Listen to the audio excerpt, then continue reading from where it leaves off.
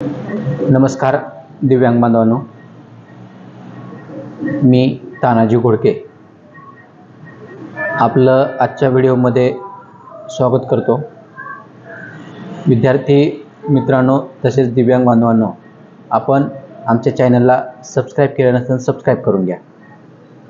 दिव्यांगाच्या नवीन योजना, नवीन माहिती संदर्भातील अपडेट माहिती आपण सदरील चॅनलच्या माध्यमातून घेत असतो। दिव्यांग बांधवांनो, 30 डिसेंबरपासून आपलं दिव्यांग ई-रिक्षा ऑनलाईनचं पोर्टल बंद पडलेलं आहे। या संदर्भातील अपडेट माहिती देण्यासाठी आपल्यासमोर चर्चा करण्यासाठी आलेलो आहे।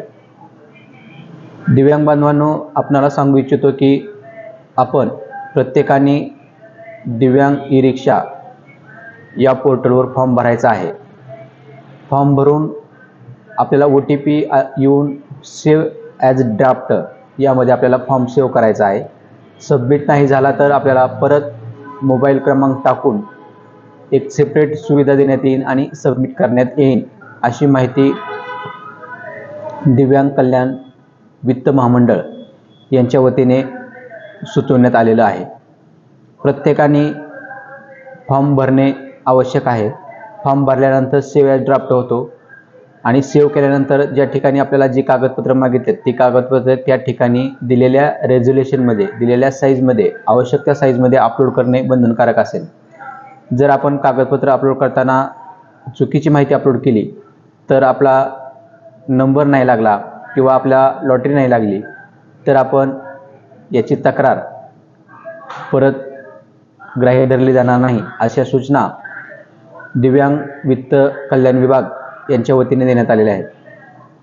दिव्यांग बांधवांनो, आपण फॉर्म भरून ज्या दिव्यांग बांधवांनी प्रिंटा काढून घेतल्या आहेत अशांनी तो फॉर्म जपून ठेवायचा आहे, जेणेकरून आपल्याला आपल्या जिल्ह्याच्या ठिकाणी या फॉर्मची प्रत ज्यावेळेस मागतील, ज्यावेळेस लॉटरी लागेल, ज्यावेळेस बंधपत्र हे द्यायचं असेल त्यावेळेस आपल्याला याची आवश्यकता भासणार आहे।